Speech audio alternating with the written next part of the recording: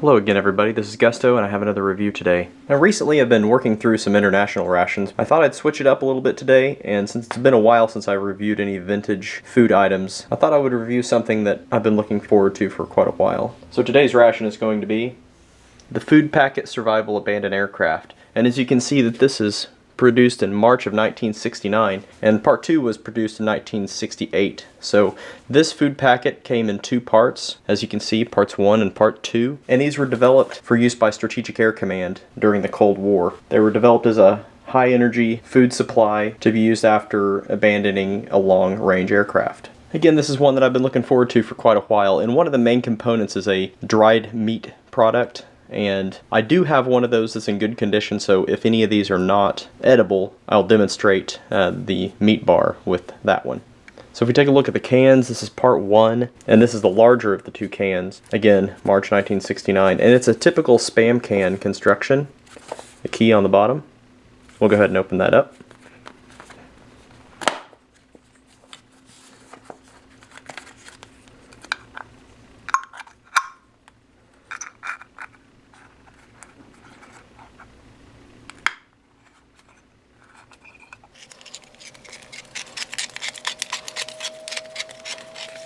Looks promising so far.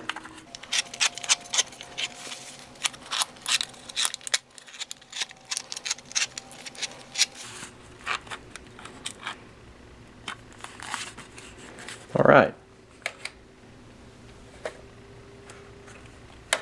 So let's take a look inside this thing. All right, so here we go. First things out. Dehydrated onions, coffee instant type 2, that's fruitcake bars,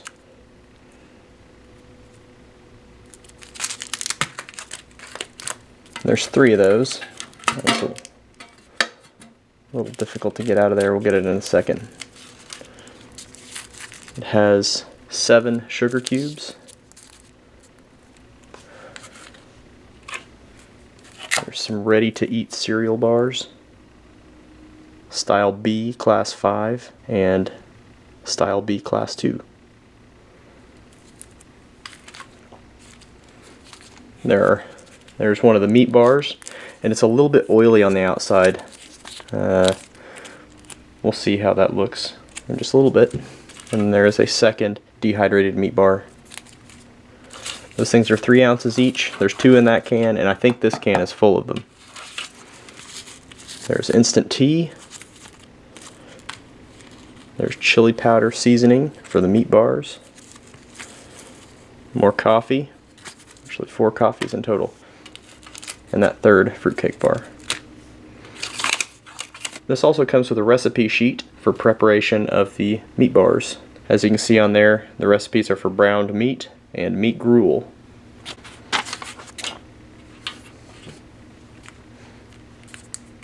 So there's the contents of the first can. We'll open up the second can. As you can see, this is part 2 of 2, and this was produced in March of 1968. Again, it's a Spam can style.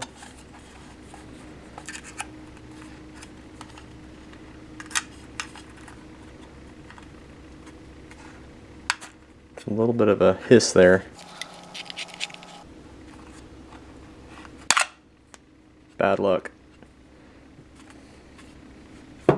Luckily I do have a P51 that I can use to open that.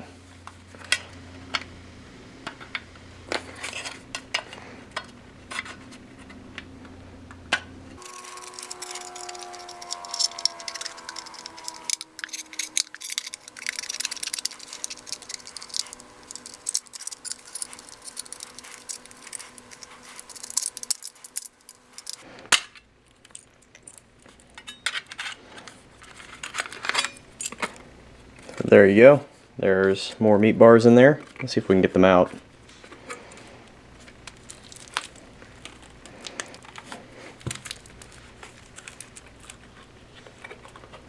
A little bit trickier opening it from the top because it's kind of a tight fit.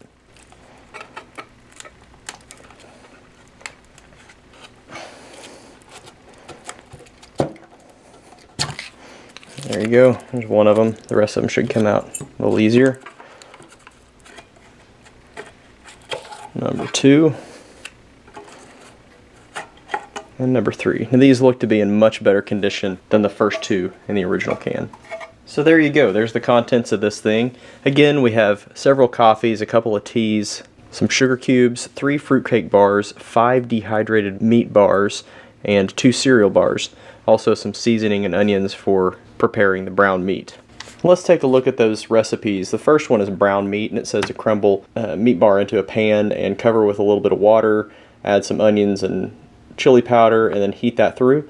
And then the meat gruel is crumbled meat bar in a little bit more water. It kind of makes a thick soup. Again, adding the seasoning packets will help that out too. We're going to prepare both of those. We'll take a look at the meat bar itself. Again, this one was produced March 1968. I know that's a 6 because that's the date on the can.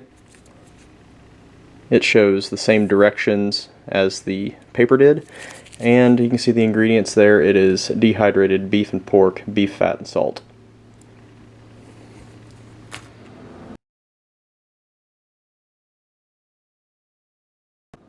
So again, we're going to start with the browned meat, and the instructions for that are to cover crumbled bar with water and allow to stand for 10 minutes and brown over a low flame while stirring. So let's open this thing up. One of the most common questions that I get on YouTube is, have I ever gotten sick from anything that I ate? The answer is not yet, and I do take some precautions as far as old food goes, or really any food. If it doesn't pass the nose or eye test, I don't eat it, no matter what. And anything that's old, I cook for quite a while before I eat it, just to make sure that it's killing any bacteria or any spores that might be in the food. I'm not going to take any chances. This thing, the package seems to be intact. It doesn't smell bad. It just smells like meat. It's pretty remarkable for something that's 48 years old. So there you have it. It's got kind of a crust of salt on it. It's a thick compressed meat bar. This does say that you can eat it as a bar. I'm not going to do that, just from precautions. We'll go ahead and crumble this up. Perfect. And it says to cover it with water. And let it soak for about 10 minutes. So while that's rehydrating, we'll make our gruel. For the gruel, I'll start with another crumbled meat bar and start heating it, and I'm going to add water to it. Use a little bit more water in this one because it's supposed to make a soup. It says to cook it for about 10 minutes.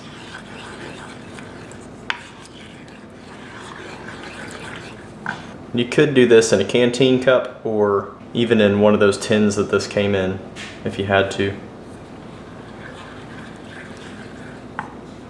I will add some of the dehydrated onions and the chili powder that came with this kit, just for a little bit of flavoring.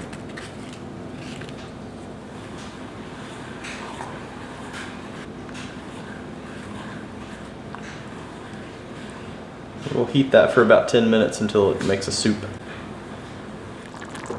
That's been boiling for a little bit. You can kind of see that's made this kind of soupy, a little bit thicker consistency. Doesn't smell bad at all. Alright, so I cooked that one for about 10 minutes. I'm going to let it start cooling down. I'm going to start cooking the brown meat. I'll add the rest of the chili powder and onions. I'll start browning that. Still a little bit of water left in there, that'll cook off. So on the brown meat, you can see all the water is cooked off, and I'm just basically browning this meat. So just kind of left with a ground beef looking product. Give it a few minutes on here. There's a little bit more close up of the brown meat. Really just looks like browned hamburger meat. Not bad. Let's get this stuff plated up. Alright, so again we have the brown meat and then the gruel, which kind of looks like a thin chili, and I've got that in my favorite Bumblebee bowl. As for the rest of the items, we have a fruitcake bar, which packaging seems to be pretty brittle and kind of broken open, so I don't have much hope for this being edible, but we'll open it anyway. So there you go. You can see it's got dried bits of fruit in there. It's got some nuts, and it's kind of hard, so I don't think it's going to be edible. But there you go, in cross section. And yeah, it's got that really sour, oxidized, rancid nut scent to it, so I don't have much hope for that one. And this does come with 2 beverages. One of them is coffee and one of them is tea. Again, instant tea with ascorbic acid. It's kind of a fine powder. Kind of looks like the old instant coffee also. And there is also a coffee instant type 2. And you can see that because of the age, the wrapping is compromised. But the contents look to be fine.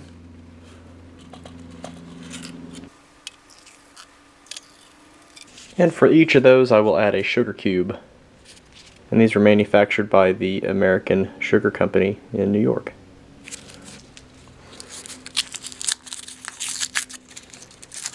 And those look to be fine. One in the tea and one in the coffee. Let's give this food a try. First, let's try the browned meat bar. Again, this has some of the dehydrated onion and chili powder in it. So there you go for up close. And surprisingly, that's not too bad at all. It kind of tastes like taco meat. It's kind of fine and grainy, but the flavor is just fine for being 47 years old. It's pretty amazing. And these are dehydrated and full of salt, so essentially they're cured. As long as they're kept in decent conditions, I guess there's really no reason it wouldn't hold up. No, not too bad. And then for the soup or gruel, again, you can kind of see that this has kind of a thin chili or kind of a thick soup consistency. It should taste about the same, considering that the seasonings I put in it are the same, just more water.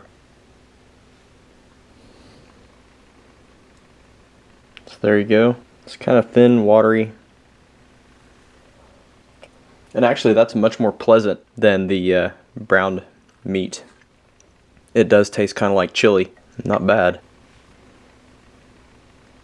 Again, there it is up close. A little bit better lighting this time. Yeah, overall not bad. Especially the soup turned out pretty good. As far as the fruitcake bar, again, this is pretty dry. You can see the bits of dried fruit in there. It has that sour, rancid smell to it. And from experience, nothing good comes out of trying that stuff. It's gonna really just dry out my mouth and be really unpleasant. You can see in there, kind of right there, you see that black spot. That's actually part of a nut that is oxidized over time. That's what gives it that nasty rancid flavor. And I almost forgot, we have some cereal bars to try also. Again, there's Style B Class 2 and Style B Class 5. I don't know what the difference is there. It says that you can eat it dry or crumble it and add cold water. We're just going to try these dry. Now, this one is the Class 5 cereal bar. It's very dense, compacted. Kind of smells like cornflakes. There you go. And it is a little bit stale, a little bit on the rancid side. It kind of tastes like sweetened cornflakes, like Frosted Flakes. This is the Class 2. Looks very similar in appearance. I really can't tell the difference between these two offhand. If somebody can clarify those for me, I would be appreciative. And by the taste, that one's not quite as sweet. So, you know, that may be part of the difference, but overall they kind of have a cornflake type flavor to them. And now for the drinks, we have coffee. I'm going to give that a stir to make sure the sugar is well dissolved.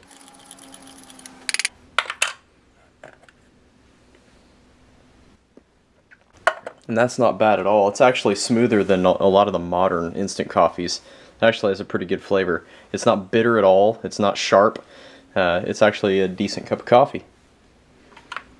Also have tea with 1 sugar.